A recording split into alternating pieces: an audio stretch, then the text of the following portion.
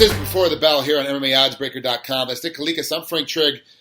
What the hell, Nick? We have we literally could talk about every single fight on this card. Every single fight for UFC 205. This is what UFC 200 should have been, but I'm happy it got pushed to 205. Like, this is the way things just ultimately work out for the UFC. Somehow they find a way to make everything kind of come together. Unfortunately, as of right now, at the time of this taping, we have lost the Rashad Evans-Tim Kennedy fight on the prelims because something happened. All we've seen is that Rashad something came up in his pre-fight medical exam, and Dana pulled the fight right off the card entirely. No replacement for Tim, just pulled it off. I've got a call into Rashad, trying to find out what happened. I actually was texting with him as he was boarding the plane to go to New York, and he gave no indication anything was wrong. So who knows if he was trying to hide it, or if he didn't know at that point. We'll find out hopefully later. 3 title fights. We could legitimately talk about every single fight top to bottom. We're going to stick with the 3 title fight, the main event, co-main event, and then what we traditionally call the swing bout, which back in the day, when they first started, the swing bout was the fight that may not make it to TV. If they're running out of time, they'll pull that fight off, but now the UFC's got it way under control and has for years. That swing bout goes, and it's a title fight. Forgive me, all Polish Americans. I'm going to screw both these names up. Jędrzejczyk versus Kovakovic, I believe. I'm going to butcher it too. I think it's Kovakovic or something like that. And let's stick with Carolina and Joanna. I think that's the best way to go, so we don't disrespect the girls that much. But yeah, definitely tough names there. Joanna just said she's not going to fight much longer. She's thinking about having a family. I read it, or I heard the interview yesterday.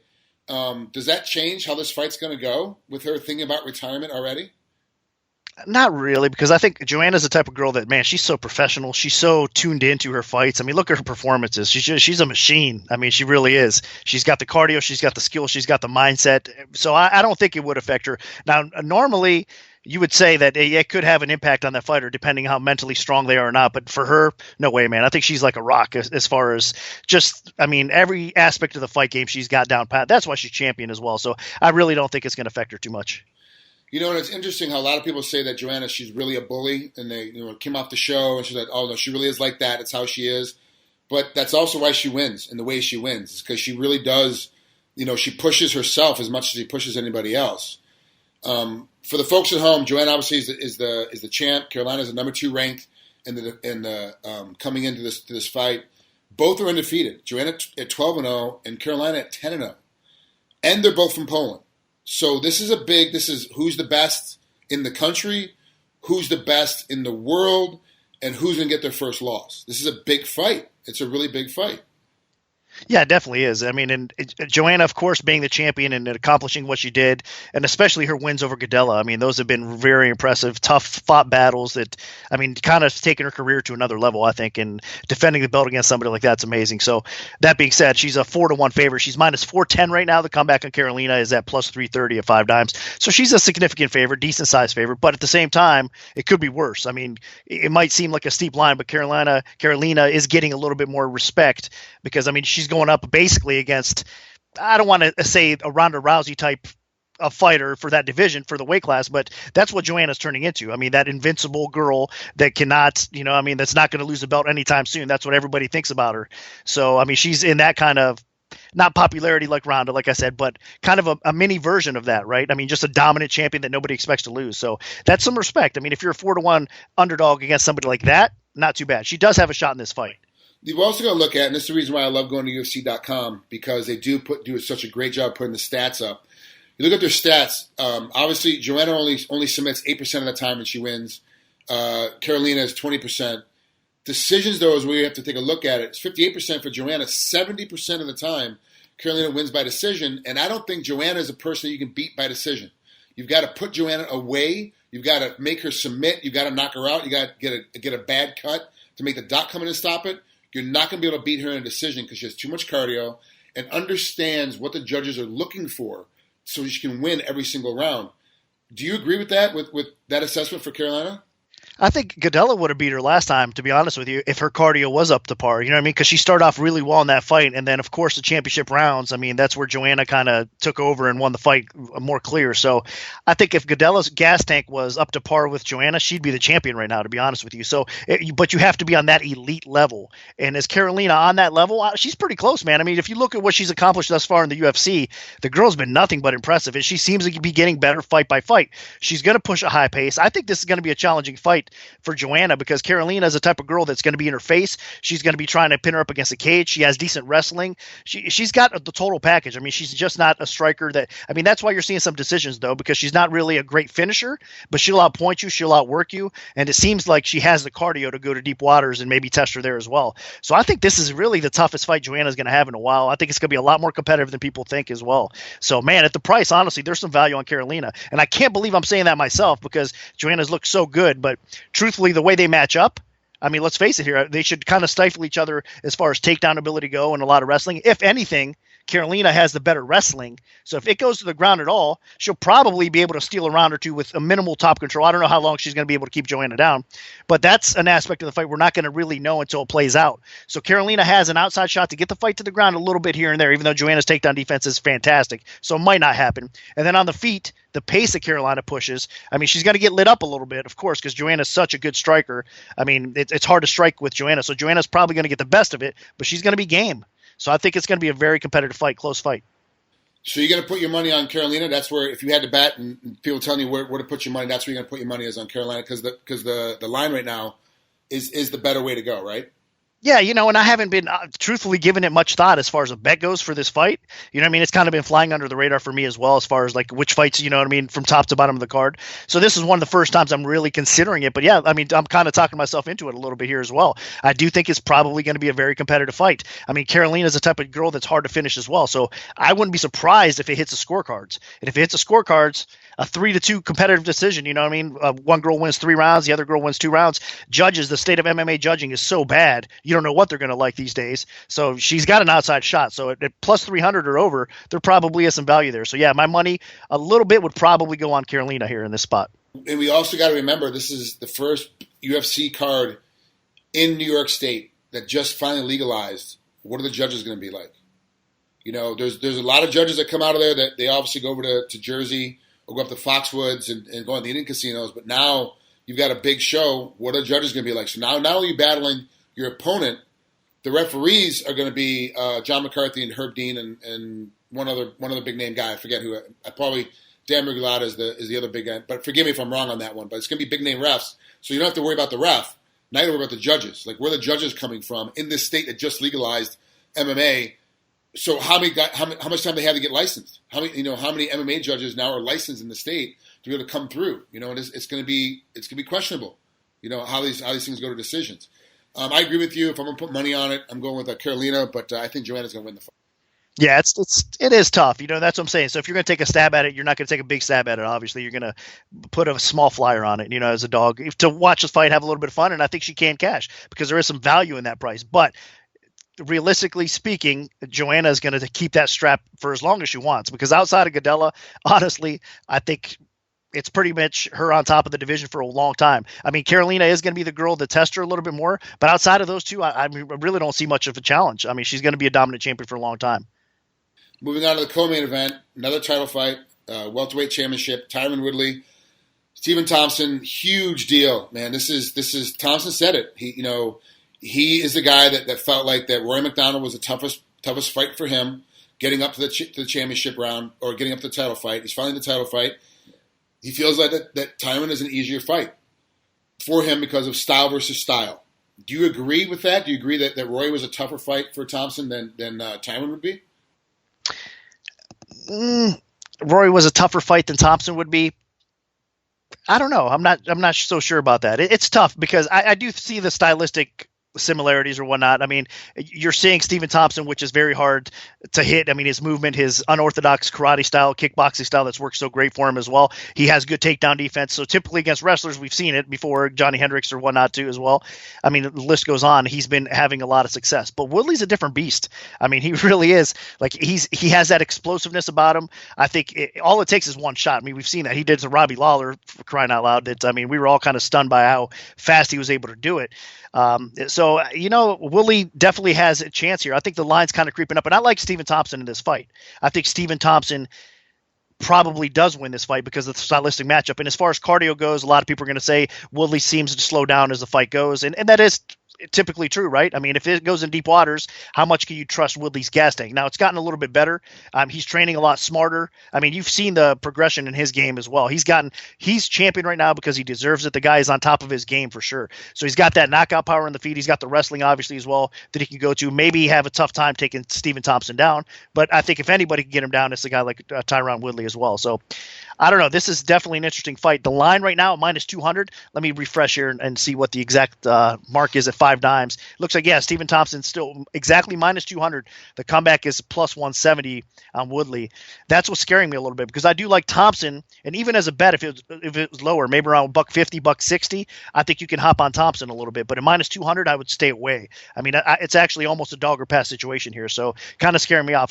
Originally, I liked Thompson to win this fight. I still do, but at the price, it's starting to get a little bit wacky, so it's tough. I'm hoping that Tyron's cardio has come up. I'm hoping that he's reaction, because you have to because you don't see Thompson's style in front of you every day, so you have to be able to react to that kick coming at you to get out of the way.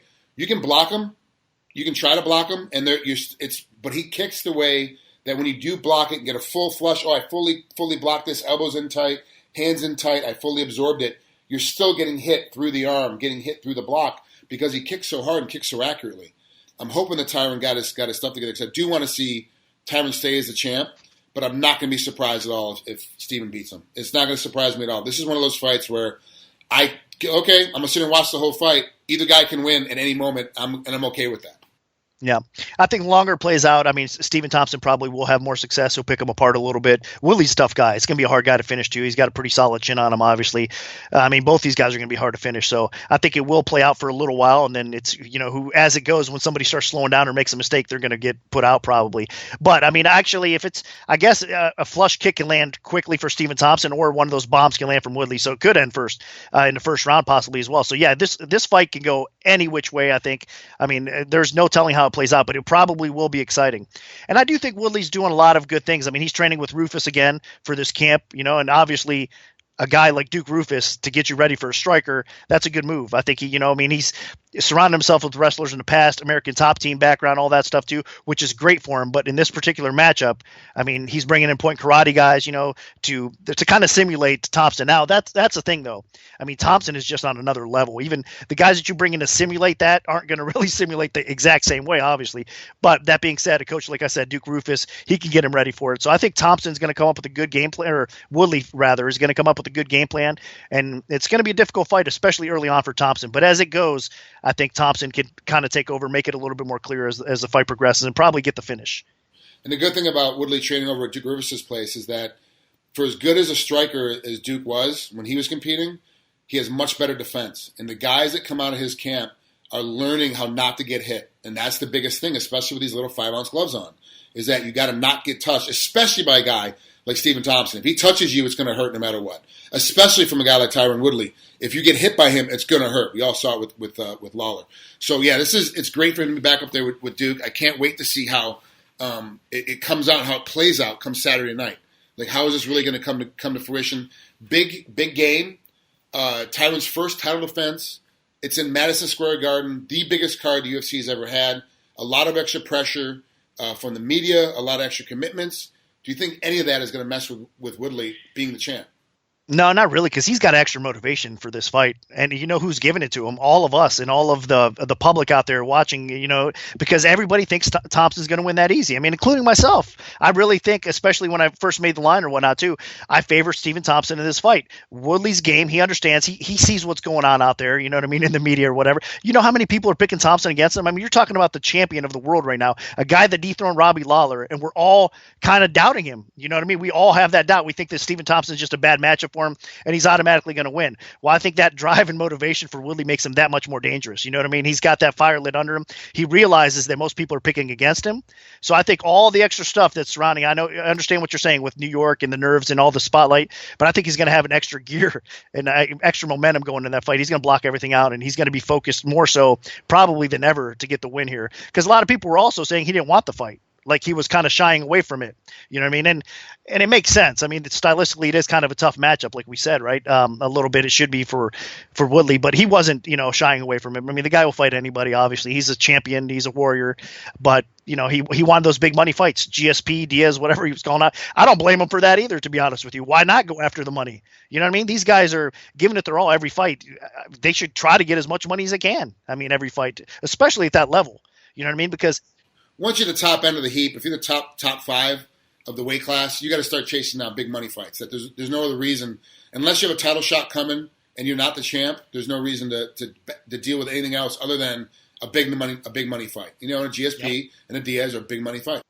Huge, exactly. Yeah, smart. So if you don't get those, okay. So I mean, you got the number one contender, the deserved number one contender is Stephen Thompson. It is a tough fight, so I get it. It should be a great fight, though. Like I said, I'm afraid we're all counting him out a little bit too much. Like I said, I'm picking Thompson to win this fight, but at the current price and everybody kind of going against Woodley scares me because a lot of people usually are wrong. You know what I mean? So we'll see what happens, though. Let's move on to another big money fight, Alvarez and McGregor. And this brings me into a thing about the money. Pay-per-view wise, the champs get a piece of the pay-per-view money that comes in. So that's 3 champs that's going out. McGregor gets a piece regardless of whether he's the champ or not. So there's more money going out. And from my understanding is he gets a very significant amount of the pay-per-view money, more so than others. I'm kind of wondering if the UFC is going to make any money on the pay-per-view this time because they have to put so much money out there. Not sure if Weidman still gets part of his because he's former champ. Not sure if Tate gets part of hers because she's a former champ. It's a question of how these contracts are working out. The UFC is pulling out all stops on this one specifically to make this the biggest card of all time. This main event from a public standpoint is the biggest fight on the card because the way that McGregor talks, the way that McGregor fights, the way that he shows up, the way that he shows out, he is an amazing character. Like he has transcended everything. He's taken anything anybody has ever done in MMA the last 20 years and made it 5 times better and is running with it. Does he deserve a title shot right now against Eddie Alvarez? No, absolutely not. Does not deserve it. Absolutely not. The only argument anybody gives me is, well, look what he did with Diaz. Diaz is a 55-pounder that's not even in the top 5 that they fought at 170. So it makes no sense. And McGregor has not defended his belt in almost 2 years now at 145 pounds, but he's still the champ, which blows my mind up. It makes no sense. But man, everybody wants to see this guy fight. I don't care if you love him or hate him. Everybody's buying the pay-per-view. Everybody's buying tickets. Everybody's watching this guy fight. And as you're looking at UFC.com, champion Eddie Alvarez versus champion Conor McGregor. That's what the promo is. Both are champs. Well, they didn't put the line underneath champ at 145 under McGregor or champ at 155 for Eddie Alvarez. They just put both the champs. So now you got to figure it out knowing what the hell's going on. Like, it's champ versus champ. This must be a huge fight. Obviously, it's champ versus champ. What's the line?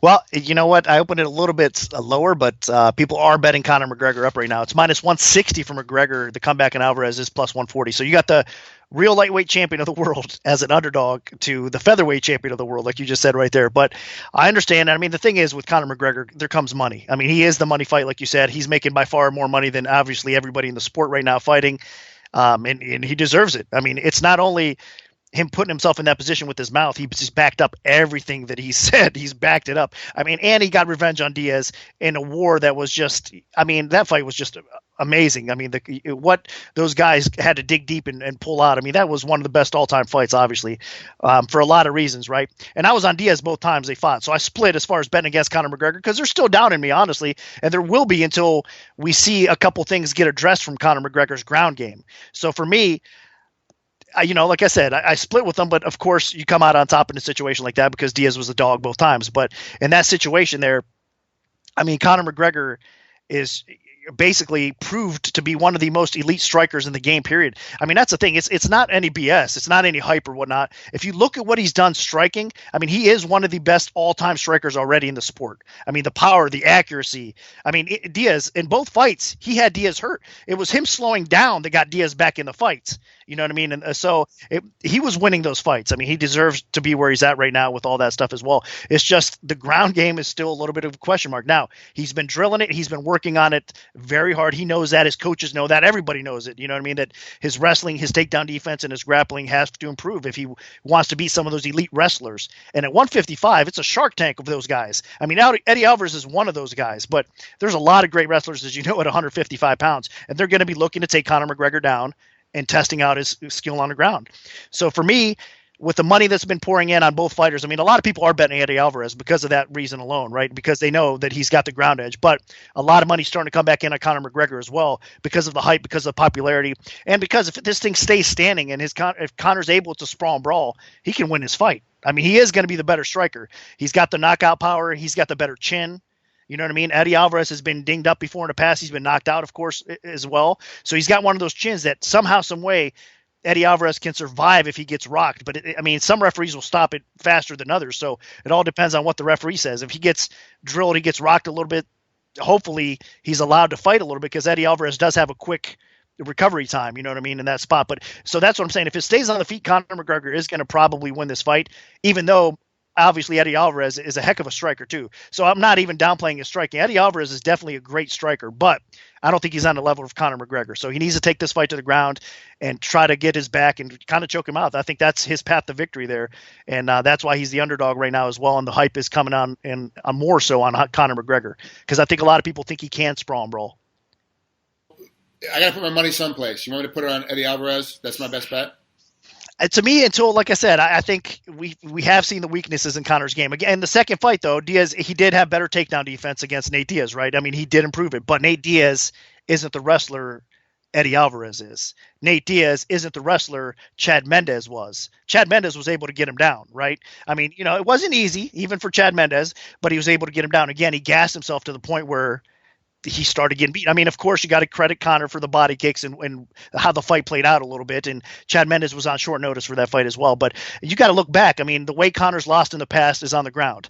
The way he got submitted by Diaz was him fading and getting subbed on the ground as well, right? And I think Eddie Alvarez is an elite level grappler. I mean, he's got the wrestling, but not only that, I mean, the guy, he's a good submission artist. I mean, he's above average, obviously, on the ground as well. So I think he's very slick, and he gets his back or gets him on the ground. He probably will find a spot and sub him. So yeah, I do think there's plus money until Conor proves me wrong. Like, I mean, again, he did improve in that Diaz fight. I give him credit, but he's facing a real wrestler here. And you know what I mean? And Eddie Alvarez. So to me, he's got to kind of prove me wrong. So yes, I would go with Eddie Alvarez as the underdog, but I am a little worried that he gets knocked out. I mean, I'm not going to, be afraid to say it because if it stays standing and Conor's takedown defense is proved enough, he's probably going to win a fight. But I think there's some value. Plus 140 right now on Eddie Alvarez. I mean, like I said, McGregor's minus 160. Comeback is plus 140. Eddie Alvarez can win this fight, and he can win it on the ground. So I would go his route, honestly. Man, we had to cover a lot today, and there's still great fights we didn't get to talk about. Weidman and Romero obviously coming up. Tate Pennington on the early part of the main card, the pay-per-view.